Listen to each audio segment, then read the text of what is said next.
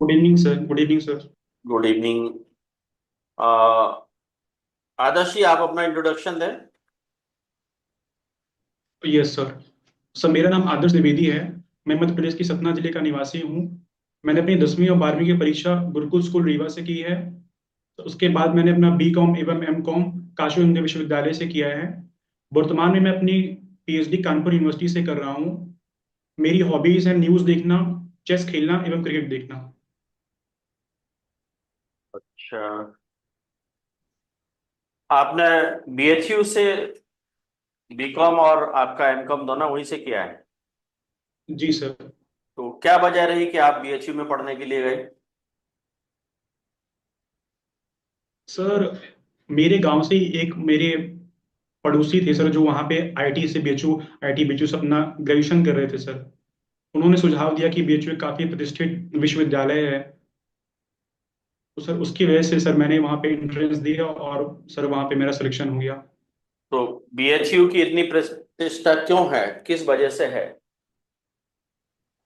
Sir BHU एक तो sir Asia का सबसे बड़ा आवासीय विश्वविद्यालय है सर। और इंडिया का सर तीसरा सबसे बड़ा विश्वविद्यालय है सर।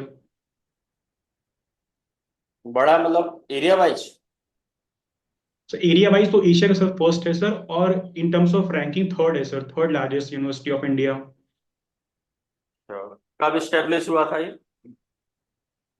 सर ये फरवरी 1916 में स्टैब्लिश हुआ था।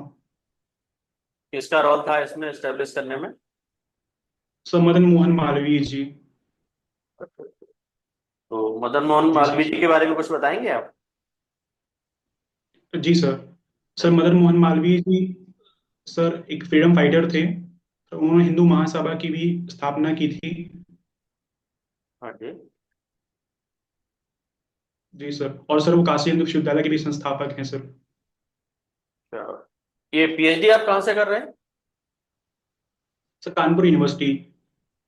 तो ये बीएचयू से क्यों नहीं किया आपने? सर कुछ कारणों की वजह से सर वहां से मैं अपनी पीएचडी नहीं कर पाया सर। अच्छा। जी सर। तो एक असिस्टेंट प्रोफेसर में क्या क्वालिटी होनी चाहिए? सर एक असिस्टेंट प्रोफेसर में क्वालिटी सर उन्हें अपने सब्जेक्ट का एक गहन नॉलेज होना चाहिए। उनकी जो कम्युनिकेशन स्किल्स है वो अच्छी होनी चाहिए। और छात्रों से उनका कनेक्ट हो जाना चाहिए कि सर वो छात्रों से कनेक्ट कर पाए अपने आप को। आपने देखा होगा कि आपके खास करके एमपी में जो कॉलेजों में जी सर। छात्रों की उपस्थिति बहुत कम होती है। जी सर। ये छात्रों की उपस्थिति को कॉलेज में कैसे बढ़ाया जा सकता है? सर छात्रों की उपस्थिति बनाने के लिए सर हमें सम एक दो माध्यम में जैसे कर सकते हैं सर, उनको हम एक तो अवेयरनेस बढ़ानी पड़ेगी। क्योंकि हमारा जो एमपी सर वो भी सर यहाँ पे ज्यादा है। और यहाँ की जो पॉपुलेशन है ज्यादातर वो एससी और एसटी है। तो उनका सर रुझान पढ़ाई के प्रति उतना ज्यादा नहीं हो पाता है। अवेयरनेस हमें बढ़ानी पड़ेगी और ऐसी स्कीम्स जो कि हम हायर एजुकेशन पे निकाल सकते हैं सर। स्कॉलरशिप्स हो गई और भी स्कीम्स हम उसके माध्यम से बढ़ावा दे सकते हैं सर। नहीं, तो स्कॉलरशिप तो पहले से ही दी जाती है। एससी एसटी के यस सर। स्कॉलरशिप तो पहले से दी जा रही है, वो कहाँ अट्रैक्ट कर रही है? सर सर मुझे लगता है उनकी अवेयरनेस अभी तक सर उतनी पहुंच नहीं पा रही है सर, उसका भी जो लाभ है सर वो सबके पास नहीं पहुंच पा रहा है। नहीं, ट्राइब से अवेयरनेस की कमी जो है। ट्राइब्स एरिया नहीं है वहां पर भी तो कॉलेजों में छात्रों की उपस्थिति बहुत कम है। उनमें क्या रीजन है? सर सर मैं इसके बारे में पढ़ूंगा सर। चलिए सब्जेक्ट पे बात कर लेते हैं। जी सर। स्टैंडर्ड कॉस्टिंग क्या होती है? सर स्टैंडर्ड कॉस्टिंग एक कॉस्टिंग का माध्यम है सर, जिसमें हम एक पहले कॉस्ट को स्टैब्लिश करते हैं एक मानक के रूप पे, और उससे हम जो एक्चुअल कॉस्ट होती है उसको मेजरमेंट करते हैं सर। इसके कौन कौन से टाइप होते हैं? सॉरी सर अभी मुझे टाइप याद नहीं आ रहे सर। अच्छा। कैश फ्लो स्टेटमेंट क्या होता है? सर कैश फ्लो स्टेटमेंट होता है सर, इसमें तीन एक्टिविटीज होती हैं: ऑपरेटिंग एक्टिविटी, इन्वेस्टमेंट एक्टिविटी और फाइनेंसिंग एक्टिविटी। इसमें सर कैश एक एक फाइनेंशियल ईयर में कितना कैश किस एक्टिविटी से आ रहा है और किस में जा रहा है, इस पे हम सर कैश का लेखा जोखा रखते हैं सर। अच्छा, मैनेजमेंट के कंपोनेंट्स कौन कौन से होते हैं? सर मैनेजमेंट के सब बेसिकली 5 कंपोनेंट होते हैं: planning, organising, staffing, directing and controlling sir. अच्छा, इसमें डायरेक्टिंग का क्या रोल रहता है? सर डायरेक्टिंग जो फोर्थ फंक्शन ऑफ मैनेजमेंट है, इसमें सर हमारा जो मेन ऑब्जेक्टिव रहता है वो जो जो हमारी स्टाफ है या जो हमारे वर्कर्स है उनको एक तरफ डाइट करना, उनको मोटिवेट करना, उनको सुपरविजन करना कि जो भी हमारी एक्टिविटीज है, हमारे गोल्स है, हम उनसे भटके ना और उसी एक पथ पर अपना काम करते रहें जिससे कि हमारा जो ऑब्जेक्टिव है वो अचीव हो पाए। अच्छा, फॉर्मल ऑर्गेनाइजेशन और इनफॉर्मल ऑर्गेनाइजेशन में क्या डिफरेंस है? Yes sir. Sir formal organisation और इनफॉर्मल ऑर्गेनाइजेशन दोनों ही ऑर्गेनाइजेशन में एग्जिस्ट करते हैं। तो फॉर्मल में क्या होता है, एक सेट ऑफ स्ट्रक्चर होता है, वहां में चेन ऑफ जो कमांड होती है उसको फॉलो करनी पड़ती है और सारे रूल्स रेगुलेशंस ऑर्डर उसके थ्रू पास होते हैं। और जहां तक इनफॉर्मल ऑर्गेनाइजेशन है सर, वहां पे जो एम्प्लॉइज होते हैं वो उनके बीच में स्टैब्लिश होता है, जिससे कि सर वो अपना जो एक वर्क कल्चर के साथ साथ अपनी जो पर्सनल लाइफ है उसको भी वो मेंटेन कर पाए। Sir okay. वहां कोई सब फिक्स रूल्स एंड रेगुलेशन नहीं होते हैं। जी जी सर। जी जी। डिजिटल फाइनेंशियल अकाउंटिंग क्या होती है? Sir digital financial accounting sir अभी के परिप्रेक्ष्य में सर, क्योंकि हम काफी ज्यादा डिजिटली इंटरनेट के माध्यम से करते हैं, कई सारे टूल्स हैं, टेक्नोलॉजीज हैं, एप्लीकेशंस हैं, उनके हेल्प से हम सर फाइनेंशियल अकाउंटिंग करते हैं। ओके। कंपटीशन एक्ट 2002 के बारे में कुछ बताइए। Sir competition act 2002 sir MRTP act 1969 को एबॉलिश करके लाया गया था। इसके पहले से एमआरटीपी एक्ट 1969 था। वर्तमान में sir competition act SBS Raghavan committee ने इसको एंडोर्स किया था। इसके माध्यम से सर हमारा ऑब्जेक्टिव ये है कि जो भी मार्केट में कंपटीशन में हेल्दी कंपटीशन प्रमोट करना है और ना कि वहां पे मोनोपोली स्टैब्लिश हो सर। ठीक। आदर्श जी, आपने यहाँ पर अपनी हॉबीज से ज्यादा आपने अपने प्रकाशन वगैरह के बारे में ज्यादा चर्चा की है। जैसे आपने एक चीज लिखी है कि एमकॉम व बीकॉम को पीएचडी के साथ आपने किया है। नो सर, मेरा वहां पे लिखा होगा कि सर पीएचडी के साथ साथ मैं एम कॉम एवं बी कॉम को पढ़ा रहा हूँ सर।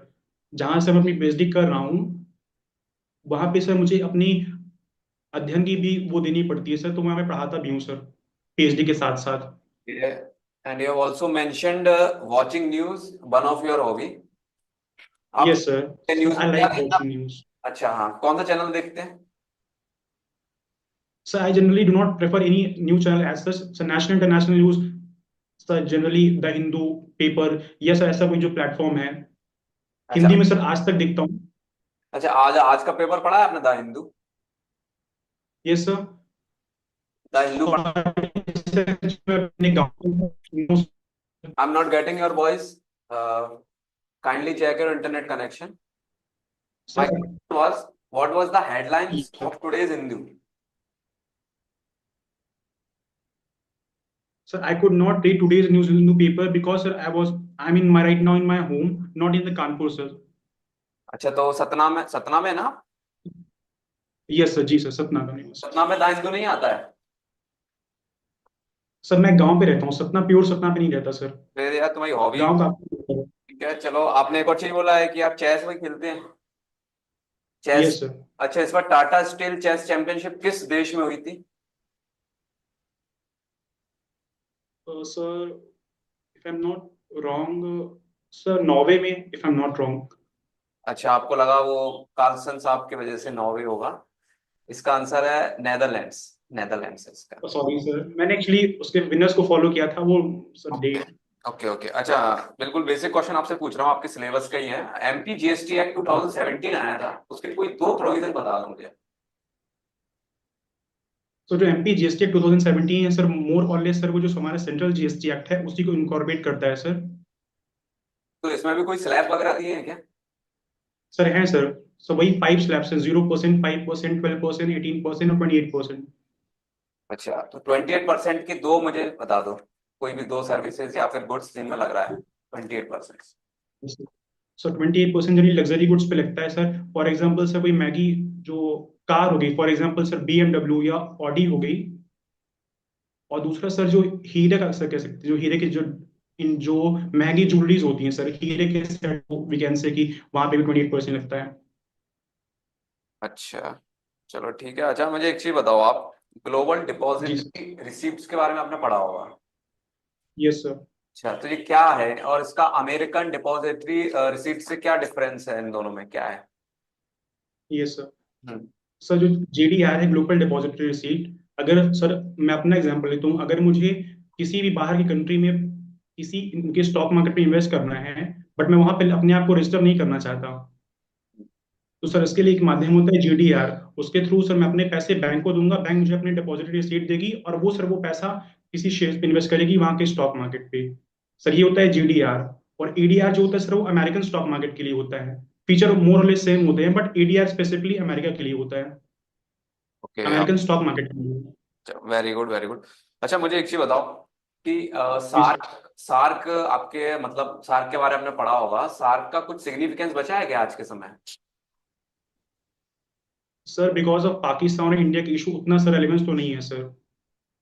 तो हमें कोई इसका एक उपाय निकालना चाहिए ना फिर। तो क्या उपाय हो सकता है उसका, क्योंकि साउथ सर एशिया और भी सर। Yes population sir. में काफी मायने रखती है, करीब करीब 30 से 40% आबादी हो जाती है साउथ एशिया में। तो आपको जी नहीं लगता सर। कि कुछ और इसका उपाय निकालना चाहिए सरकार को?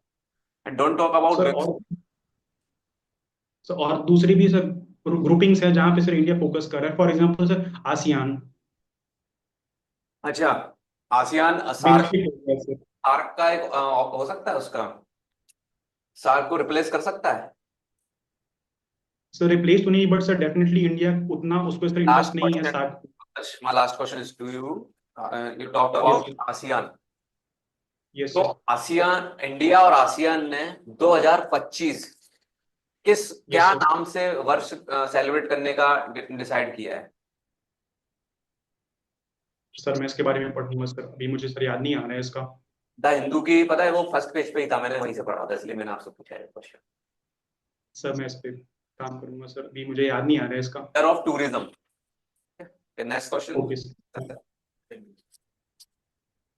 आदर्श, जी सर। इकोनॉमी में एक टूल यूज होता है डिवेल्यूएशन ऑफ करेंसी। क्या होता है वो yes devaluation of currency? Sir devaluation of currency से होता है जो सर गवर्नमेंट जानबूझकर उसको अपनी करेंसी को कम करती है इन कंपेयर टू दूसरी जो करेंसीज होती हैं, जिसके थ्रू हमारी जो एक्सपोर्ट की कॉम्पिटिटिवनेस है वो बढ़ सके सर। इस टूल का यूज क्यों किया जाता है? सर क्योंकि इससे हम अपनी जो करेंसी है उसको सर जो बाकी कंट्रीज की करेंसी है उसके अकॉर्डिंग अपनी कम करते हैं, जिससे हमारी जो एक्सपोर्ट की कॉम्पिटिटिवनेस है वो बढ़ सके और हमारी इकोनॉमी सर ग्रो कर सके। अच्छा, ब्रेक इवन पॉइंट का यूज किया जाता है कॉमर्स में, मार्केटिंग यस सर। के में क्या होता है break even point? Sir break even एक पॉइंट होता है सर जहाँ पे no profit no loss sir, जहाँ पे हमारी जो रेवेन्यू है वो हमारी कॉस्ट के बराबर है सर, वहां पे ना हमें प्रॉफिट हो रहा है ना लॉस हो रहा है।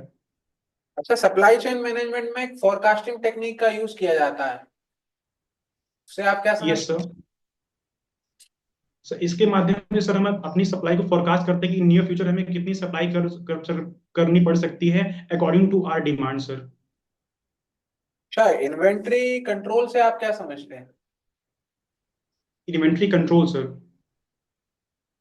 सर इन्वेंट्री कंट्रोल के माध्यम से हमारा सर जो फोकस रहता है कि जो हमारी इन्वेंट्री है ना तो वो एक्सेस हो ना सर, ना वो अंडर हो, ना हमारी ज्यादा हो जाए ना कम हो जाए, तो सर हमारा माध्यम रहता है कि जो हमारी इन्वेंट्री हो वो ऑप्टिमम होनी चाहिए सर।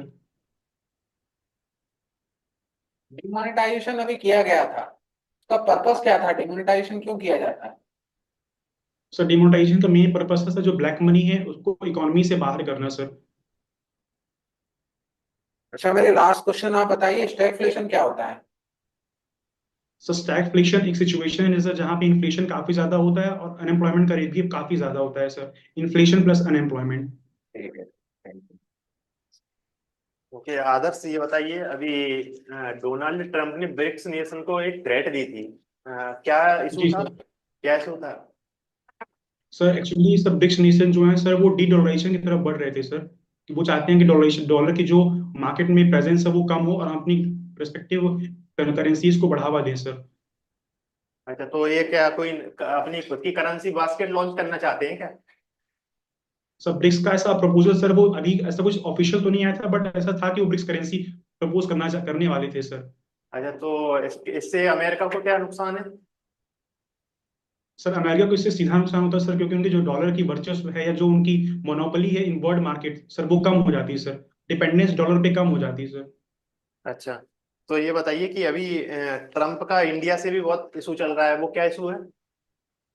सर वो ट्रेड इशू का रिलेटेड है सर, जो हमारा जो, क्योंकि हम इंडिया, अमेरिका इंडिया एक अच्छे ट्रेडिंग पार्टनर है और हमारा सर उससे काफी ट्रेड सरप्लस है सर, जो डोनाल्ड ट्रम्प को पसंद नहीं आ रहा है।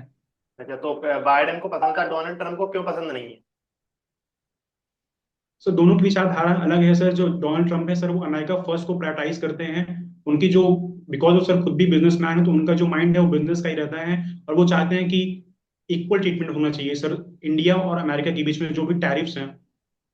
अच्छा, तो अभी जो आपने सुना होगा 182 करोड़ रुपए वाला इशू, क्या इशू था वो? Sorry sir. 182 sorry sir. वाला इशू था ना, जो वोटिंग के लिए, वोटिंग बढ़ाने के लिए इंडिया को दिया गया था बाइडेन गवर्नमेंट द्वारा, वो क्या इशू था? सॉरी सर, मुझे इसका आइडिया नहीं है सर, इसको मैं पढ़ूंगा सर। अच्छा, आइडिया नहीं। हाँ, ये बताइए बेसल नॉर्म्स क्या होते हैं? सर बेसल नॉर्म्स तो बैंकिंग सुपरविजन के लिए होते हैं सर। बेसल गाइडलाइंस आई थी सर, इसके थ्रू हम जो बैंकिंग की जो ऑल ओवर जो वर्ल्ड में बैंक्स है उनके लिए हमने एक मिनिमम एक स्टैंडर्ड गाइडलाइंस फिक्स की थी सर। अभी तक कितने बेसल नॉर्म्स इम्प्लीमेंट हो चुके हैं? सर बेसल थर्ड चल रहा है सर, बेसल थर्ड नॉर्म चल रहा है अभी। अच्छा, बेसल, ये बेसल क्या है? सर बेसल एक सिटी है सर स्विट्जरलैंड पे। अच्छा, बेसल सिटी है तो इसलिए वहां पे इनने दिया है। चलिए, ये बताइए यस सर। गवर्नमेंट की जो अभी स्वरोजगार के लिए कोई योजनाएं चल रही हैं, वो दो योजना बताइए। Sir MP. एमपी गवर्नमेंट की योजना बताइए जो स्वरोजगार के लिए चल रही है। सर एक तो उद्यम क्रांति योजना है सर, एक का नाम उद्यम क्रांति योजना है। ठीक है। सर फिलहाल मैं एक ही याद कर पा रहा हूँ सर, मैं इसको पढ़ूंगा सर। अच्छा, एक ही याद कर पा रहे हैं। अभी ये एमपी में इन्वेस्टमेंट समिट हुआ है। जी यस सर। अच्छा, तो सतना में कितने एमओयू साइन किए गए हैं? सर मैं इसके बारे में पढ़ूंगा, सॉरी सर। रीवा में कितने किए गए हैं? सर मैंने ये न्यूज़ फॉलो नहीं की सर, मैं इसको पढ़ूंगा सर। टोटल कितने एमओयू साइन किए गए? सॉरी सर, मैं इसको। अच्छा, ठीक है, कोई बात नहीं। आप ये बताइए, आपने बजट तो पढ़ा होगा सेंट्रल गवर्नमेंट का?